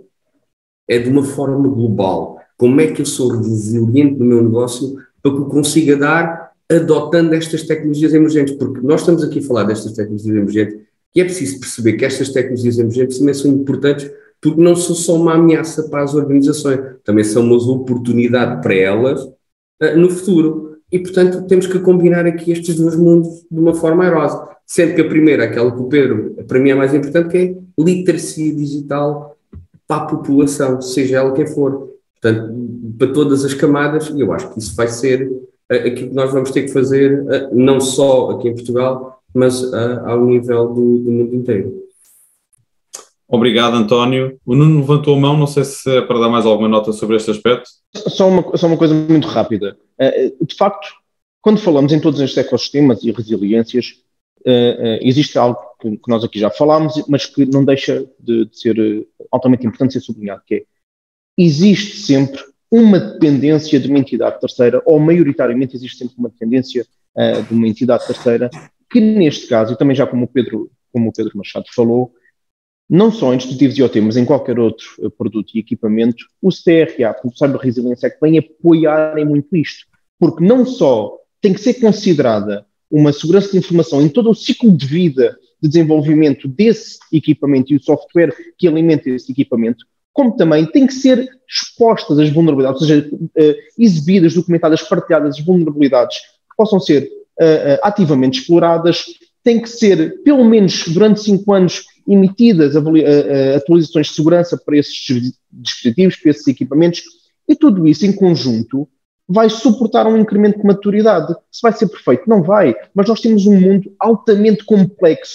e interconectado, onde as dependências são por demais evidentes. Uma fábrica que tem N dispositivos 5G, N dispositivos IoT alimentados por 5G, existe uma panóplia de vetores de ataque que muitas vezes não é do dono da fábrica, não é da organização que tem a fábrica, são de 10 entidades terceiras que estão a suportar esse ecossistema. E tudo isto, transversalmente, vai apoiar um aumento de maturidade. É um caminho que se vai fazer. Mas, tal como nós estamos a fazer este caminho, o outro lado está a fazer o mesmo caminho. Vão haver cada vez mais explorações de conectividades de dispositivos IoT. Vão haver cada vez mais tentativas de ir afetar um ecossistema que se torna cada vez mais relevante na nossa sociedade. Não é? Com o incremento de relevância, aumenta o foco sobre esse ecossistema. E o que nós tentamos fazer aqui na Europa, fabricantes, auditores, consultores, reguladores, agências nacionais de segurança, centros nacionais de cibersegurança, clientes finais de todos os setores, o que é que tentamos fazer? Trabalhar em conjunto para conseguirmos aumentar de uma forma homógena esta maturidade de cibersegurança. É o único caminho que nós temos a fazer, com imposições, com regulações, com verificações, com consciência de maturidade. E sim, vamos depois voltar ao ponto inicial, que não vou abordar aqui porque já estamos um bocado alongados no tempo, que é a capacidade de implementação, porque alguém tem que o fazer e não temos pessoas para o fazer, e a capacidade de verificação, porque também não temos pessoas suficientes para o fazer. Obrigado, Nuno. Aliás, este ponto das pessoas é uma das questões que tem aparecido aqui também agora na área de perguntas e respostas. Nós já falámos um bocadinho sobre esse aspecto também, algumas pessoas foram aqui perguntando, mas há aqui uma pergunta que me parece muito interessante do Walter Ferreira, e uma vez que são 19h22 e portanto nós teríamos a ideia de terminar até às 19h30, eu colocaria mais esta pergunta e pediria a um dos oradores que pudesse responder, que desse uma resposta, e depois passaríamos já às notas finais.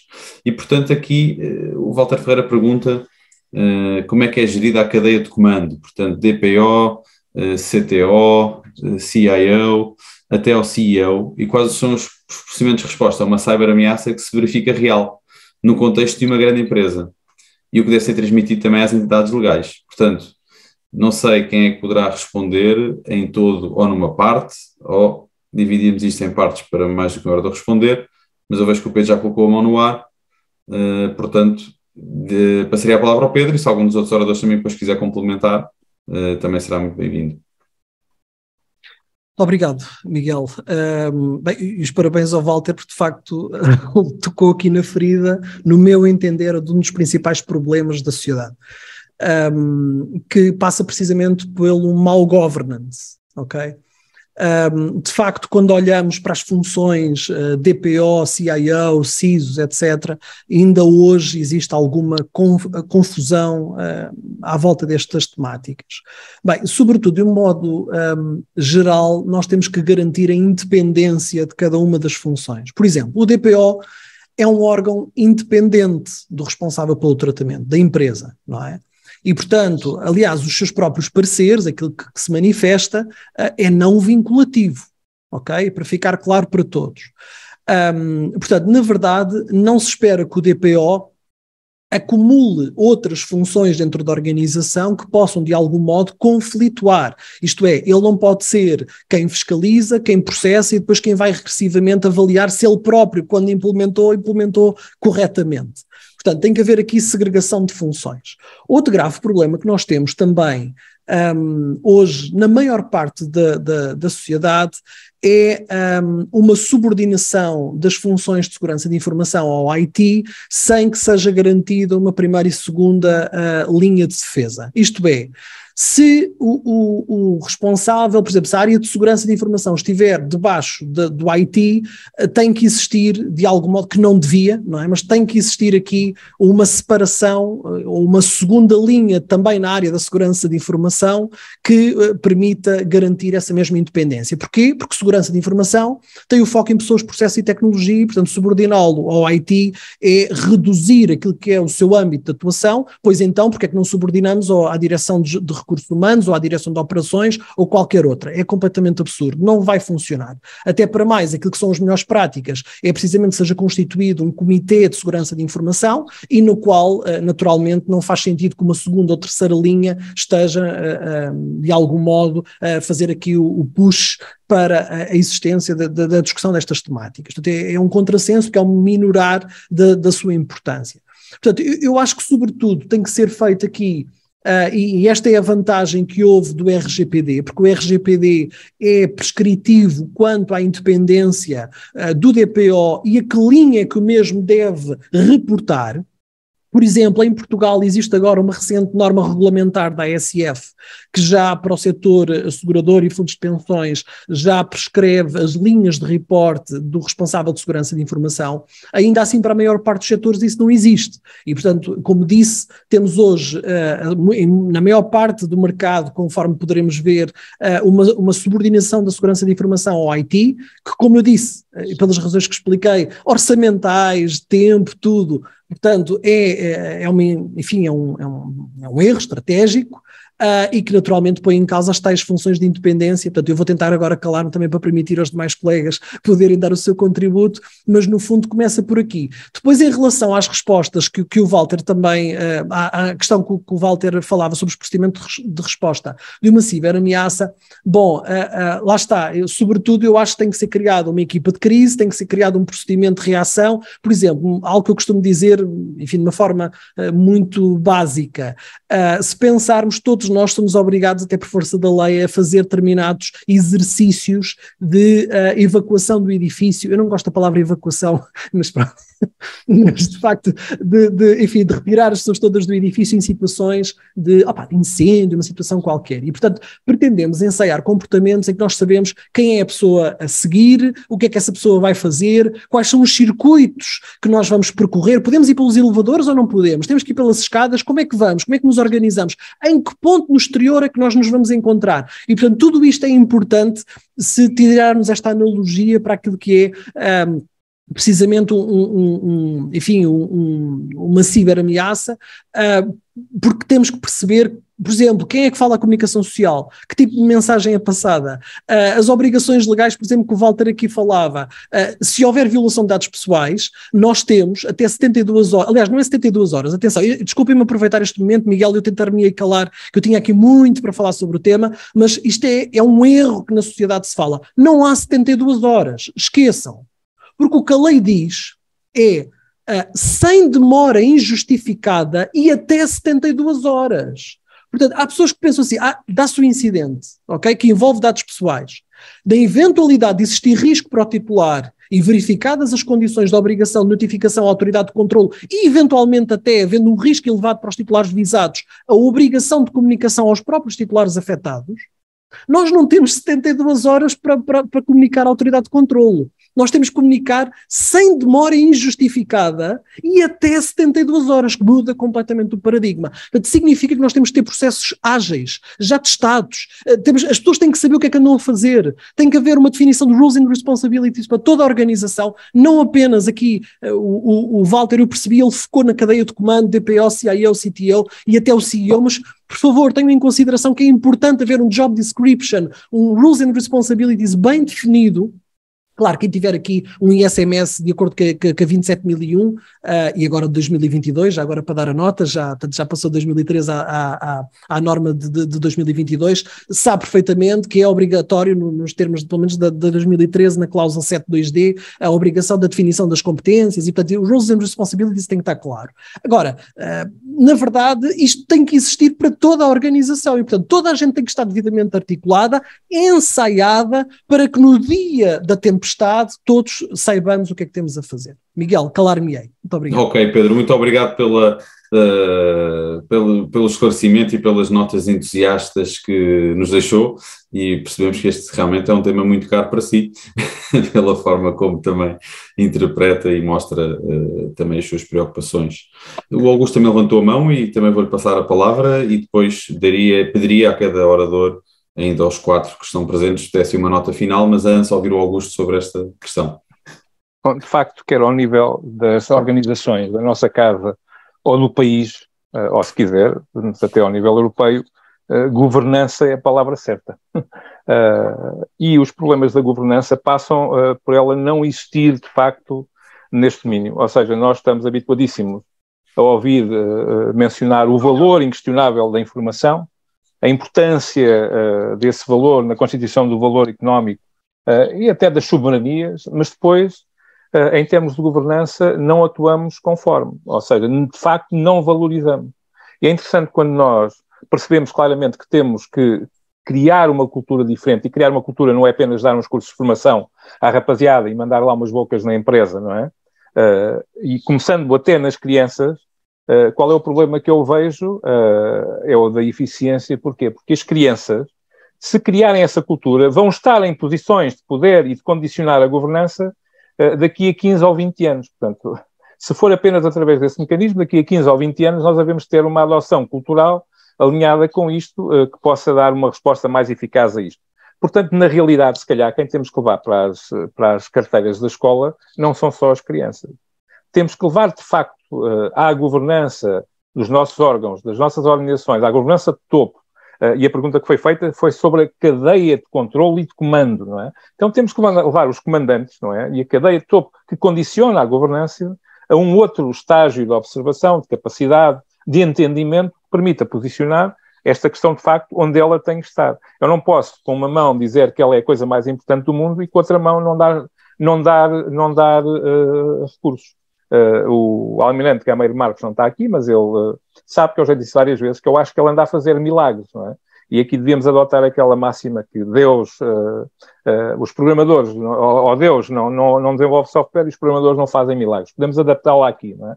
Portanto, andamos a fazer milagres porque, do ponto de vista das organizações em geral, não criamos esta capacidade e não lhe damos o valor, desde logo, não permitindo que este talento, que já foi aqui referido, se é necessário, seja, de facto, disponibilizado às organizações, aos organismos, ao próprio Estado. Portanto, isto, de facto, do ponto de vista da governança, tem que ter um selo que é o do valor real que isto tem. Aliás, se dermos a este aspecto e à informação o valor que ela realmente tem para a organização, provavelmente fechavam-na todas num cofre a 7 chaves, não é? Debaixo de 7 palmos de terra e com todos os cuidados protegíamos-la, não é? Mas não, muito tipicamente, não há de facto um entendimento, não há uma cultura ainda, ou seja, há um entendimento intelectual porque todos nós sabemos ler, não é? Mas não há uma incorporação no nosso pensamento diário, nas nossas ações desta questão. Portanto, e enquanto isso não existir, os governantes, aqueles que são responsáveis pela governança, não colocam, quanto a mim, ou terão dificuldade em colocar os dólares no sítio certo. Muito obrigado, Augusto, também por esta nota. Então, como já passamos até 3 minutos da hora, eu iria só pedir a todos os oradores presentes uma nota final breve sobre esta temática, onde poderão colocar aquilo que acharem mais importante para deixar a todos os nossos participantes, uma vez que é um tema que levanta tantas questões e que tem tantas preocupações, aquele que vocês poderão eleger como querem deixar como mote final deste nosso evento. E posso começar pelo António, que foi o último a falar e será o primeiro a terminar. Ok. Ora bem, essencialmente, ainda referindo só aqui, se calhar vou terminar com aquele ponto, há uma coisa que todas as empresas devem pôr em cima da mesa para começar a desenhar este plano que aqui está. E é muito simples, é uma pequena pergunta, dentro destas organizações todas que nós temos, a primeira pergunta que se põe é: e se eu for atacado, o que faço? É essencial. E depois faço sapateado, tenho um plano, não tenho um plano, como é que eu articulo tudo isto? Se eu for atacado, há diferentes tipos de ataques que nós já aqui verificamos. Se eu for atacado, o que é que faço? E para resolver este problema é preciso uma série de coisas. É preciso capacidade humana, já se falou que é preciso capacidade organizativa e financeira, estrutural e legislativa, é preciso conhecimento, partilha daquilo que são os eventos que acontecem na nossa organização, e é preciso uma cooperação entre todas as entidades, sejam elas públicas ou privadas, os chamados C-Cert, particularmos tudo isto. Mas dentro da nossa casa, temos que primeiro pôr esta perspectiva que é, se eu for atacado, o que é que faço? Preciso de ajuda, quem é que eu tenho que me possa ajudar a validar este problema, e depois, como é que eu posso ser resiliente no meu negócio? Porque, na verdade, a cibersegurança só existe porque existe um negócio. O que é importante aqui é o negócio. É que o negócio e que as instituições continuem a funcionar na sua forma normal. Já percebemos que existem aqui ameaças de países que atacam países, empresas que atacam empresas. Portanto, há uma série de ameaças que cada vez são mais complexas neste mundo, cada vez mais complexo, e com ameaças cada vez mais, eu diria, com maior impacto nas sociedades, de uma forma globalizada. E, portanto, todos nós vamos ser agentes da cibersegurança e todos nós devemos ter essa preocupação com a cibersegurança. E pronto, e resta-me agradecer o vosso convite. Obrigado, António, pela nota final. Ia passar ao Nuno Teodoro também, para dar a sua nota, depois ao Pedro, e terminaríamos com o Augusto. Miguel, nós ficámos aqui até às 10, mas temos todos que jantar. Mas acho que, de facto, existe aqui N coisas para falar, mas eu inclusive, vou dizer uma coisa que se calhar ainda ninguém disse, mas já muitos pensaram. A nossa maturidade é baixa, ok? Nós temos uma baixa maturidade em termos de cibersegurança. E isto que nós estamos aqui a falar, dos regulamentos e das diretivas que estão a ser criadas, do CRA, do DORA, da NIS2, de tudo o que vem, tudo o que está em cima da mesa e tudo o que vem para aí, está a tentar, muitas vezes, forçar os básicos que não são feitos pelas organizações. Grande parte dos ataques que nós temos visto são explorações de vulnerabilidades que existem há anos, que as empresas não ligam. Coisas tão básicas como, por exemplo, se não me engano, o artigo 23º do DORA, que diz que os testes de intrusão devem ser feitos em produção, como é óbvio, porque em qualidade está tudo diferente de produção e os atacantes vão explorar a produção, coisas básicas deste género, onde, se não for por estes meios, as empresas muitas vezes não têm a percepção, nem têm a maturidade, nem têm ninguém que lhes guie esta direção em termos de estratégia de cibersegurança colado com o que deve ser a estratégia de negócio deles. Ok? E, portanto, nós temos que nos empurrar e temos que nos munir destas armas para conseguir aumentar a nossa maturidade e, sim, chegar aqui a um ecossistema de resiliência, não digo só europeu, mas mundial, porque, inevitavelmente, nós estamos dependentes de entidades terceiras que nos produzem os equipamentos que nós utilizamos aqui em Portugal, na França, em Espanha, na Alemanha, etc., que não são do espaço económico europeu. E isso também nos vai ajudar, isso também nos vai fazer a ter uma visibilidade, uma transparência maior e vai permitir focar no que é realmente importante em termos de segurança para todas as organizações de uma perspectiva mais holística. Se calhar ficava por aqui, embora, como já disse, temos aqui pano para mangas. Sim, eu sei que é difícil controlar a quem este tema é tão caro e tem tanta informação, porque, como eu digo, está na ordem do dia e por isso mesmo justificou realizarmos este Meeton e envolvermos todas estas pessoas da área para falarmos um pouco mais, para tentar passar mais maturidade, tentar passar mais informação, tentar dar nota do que é que se faz e do que é que ainda está também por ser feito. E eu passaria também a uma pessoa não menos entusiasta do que o Nuno, que é o Pedro, para dar esta nota final Obrigado, Miguel. sobre a nossa sessão. No fundo, enfim, para procurar também não repetir o que já foi dito, eu acho que aqui há uma palavra de honra que levamos, que é efetivamente a consciencialização. A consciencialização, ela não pode ser feita de uma forma vã, até porque precisamente quando falamos dos investimentos nestas matérias, há que entender que os investimentos aqui têm cost effective, portanto são cost effective, portanto têm payback, ou seja, O problema é que a maior parte das organizações nem sequer sabe quantos ataques sofre, não mede paragens, indisponibilidades, não mede realmente do ponto de vista até financeiro quanto é que representa em termos de perdas. E eu não estou a falar em prejuízos reputacionais e outras dimensões que pode ser um pouco, não vou dizer que é intangível como alguns aí dizem, eu não concordo de todo, mas que sendo tangível pode ser efetivamente mais difícil de aferir. Agora, por exemplo, quando nós pensamos até numa perspectiva, enfim, muito comum, nós profissionais costumamos muito falar no ROPI, ROSI, Return on Privacy Investment, Return on Security Investment, não é? Em que nós temos que calcular o dano, portanto o average loss expectancy, vezes a percentagem de mitigação menos custo de investimento sobre custo de investimento, e percebemos que efetivamente investir em segurança de informação tem retorno. Na verdade, se não houver quem explique isto aos gestores de topo na língua deles, pode ser um bocadinho difícil conseguir captar a sua atenção. E depois a consciencialização, como eu disse, também acaba por sair para além deste domínio das empresas.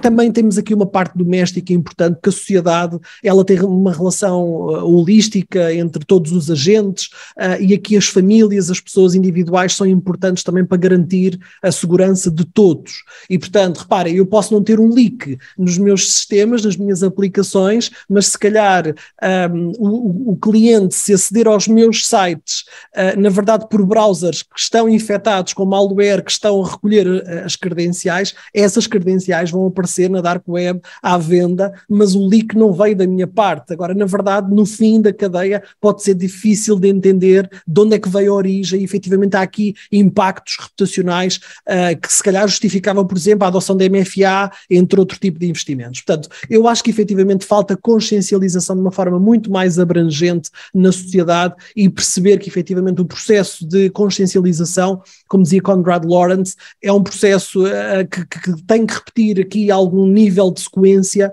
Portanto, eu costumo muitas vezes dizer isto, e peço desculpa a quem já está cansado de me ouvir não significa compreender não significa estar de acordo não significa cumprir não significa reter, e portanto isto não vai lá só com cursos de e-learnings, isto não vai lá só com e-mails, há que criar experiencialização, há que criar situações de gamificação, há que fazer exercícios, há que pôr as pessoas dentro do pote, e efetivamente para elas sentirem a problemática, e a começar pelos gestores de topo, dos gestores máximos do país, todos os agentes que estão em governação, perceberem que investir nestas matérias faz parte efetivamente de garantir, assegurar o nosso futuro. Muito obrigado, Pedro, por esta nota. Eu então, para encerrar, passaria ao Augusto para a nota final. Eu, até por tudo foi dito, e aquilo que o Pedro acabou de referir, eu se calhar acabava mesmo com governança como grande palavra aqui na nota final, e isto faz-me refletir uma coisa que é de facto muito simples. Quando nós digitalizamos os mercados, digitalizar significa virtualizar, e virtualizar significa perdermos de facto uma capacidade tangível de entender os objetos com os quais lidamos. Ou seja, é muito fácil nós entendermos o mundo físico, o mundo virtual, enfim, os conceitos virtuais não têm tangibilidade imediata nos nossos sentidos. Portanto, desde logo, é muito simples entender o que é um muro de proteção de uma cidade contra um ataque inimigo, é muito simples entender o que é um investimento num equipamento que agora está muito em voga, tenho aprendido imenso, num equipamento de proteção contra mísseis, não é? Com mísseis de proteção contra mísseis, também é muito fácil entender o que é que acontece quando um míssil consegue passar essa barreira.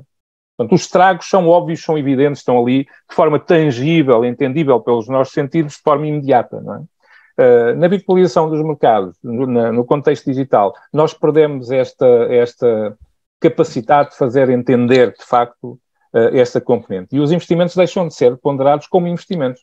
Como o Pedro disse, o investimento é uma coisa muito simples. Significa que nós pagamos alguma coisa para obter qualquer coisa de volta, que à partida deverá ter mais valor numa dimensão qualquer do que aquela que foi o pagamento inicial. E, de facto, eu também acredito, como o Pedro, que é fácil de perceber com algumas contas de tangibilidade que não são rocket science, que estes investimentos retornam a vários níveis. Mas é que eu deixava esta palavra de governança e deixava uma outra, que é esta, a teia de complexidade que o tema traz a todos os níveis, desde a nossa governação, à regulação, àquilo que é a ação das empresas, é de tal forma lá está, de tal forma intricada, extensa, que não é possível só com recursos humanos capacitar, e não no nosso contexto, capacitar isto. Portanto, se me perguntarem, vamos ter algum dia recursos humanos, mesmo que paguemos muito bem para isto tudo, não vamos. Esqueçam, nunca mais vamos. Portanto, então, aqui há dois mecanismos que nós temos que aprender a utilizar melhor e cada vez melhor. Um é da colaboração, e colaboração efetiva entre todas as partes, e a outra é a automação onde ela é possível. É claro que aí, se calhar, quando começamos a aplicar aí a estas matérias, nomeadamente a observação estratégica sobre estas questões, vamos descobrir que o próprio AIA, portanto, o Artificial Intelligence Act, se calhar vai nos impor aqui algumas condições que nos vão permitir, ou não nos vão permitir utilizar aquilo tão extensivamente quando queremos, mas enfim, esperemos que sim, de forma regulada e com benefício para o país, não é? Muito obrigado, Augusto. Eu, antes de então agradecer a todos a presença e também o evento, dar só aqui uma nota, que acho que o nosso Meeton decorreu de uma forma muito profícua, nós ultrapassámos largamente a hora, mas isso também não é mau sinal, ainda não estamos para além da hora do jantar, não é? Portanto, ainda não são 20 horas, são 19h45, e dizer só que pareceu-me que este evento, esta nossa conversa, dividiu-se aqui em 4 grandes temas. Uma é a regulamentação, portanto nós começámos por aí e começámos um bocadinho a elucidar o que é que aí vem, o que é que já existe. Depois eu coloquei aquela questão do IoT e a partir daí lançámos para uma outra componente mais física também, mas mais distribuída destes problemas em equipamentos que poderão ter menos capacidade de defesa. Falámos também agora muito da governança e da capacidade que, se calhar mais do que a regulamentação, mais do que o IoT, é a capacidade de cumprirmos com aquilo que já existe e de termos o rigor necessário e de perceber que a sensibilização das ações diárias de cada um de nós, que não somos especialistas em cibersegurança, mas que somos utilizadores de vários sistemas, não é? E participamos, também temos que ter essa consciência e isso é a tal iliteracia, também que foi falado pelo António, pode acontecer nesta componente e que cria alguns problemas. E também fiquei curioso, e isso é um tema que não abordámos hoje, mas que lançámos, que é aqui a inteligência artificial, portanto, o que é que virá aí sobre este tema, porque efetivamente os computadores estão a ganhar capacidades tão grandes, de tão grande dimensão, que a inteligência artificial começa a ter muita criatividade que já não é artificial, já é mais do que artificial e pode gerar comportamentos e questões que sejam difíceis de controlar e, portanto, a liberdade que os computadores vão começar a ter pelas suas capacidades e pelo desenvolvimento que os humanos permitiram que eles tivessem, entre aspas, vai-nos também de certeza deixar aqui muitas questões que irão ser reguladas, irão ser faladas, irão ser debatidas. Mas eu quero agradecer a todos a presença e dizer que também para mim, e acredito que para todos os participantes, foi muito interessante ouvir os oradores, eu também tomei várias notas, sinto-me mais informado e portanto agradeço a todos, aos oradores em especial a sessão, e desejo a todos o resto de boa noite, um bom jantar e até um próximo evento da APDSI, que certamente também será por um tema importante e interessante para a nossa sociedade. Boa noite a todos e obrigado. Muito obrigado. Boa noite, obrigado. Obrigado, boa noite, obrigado.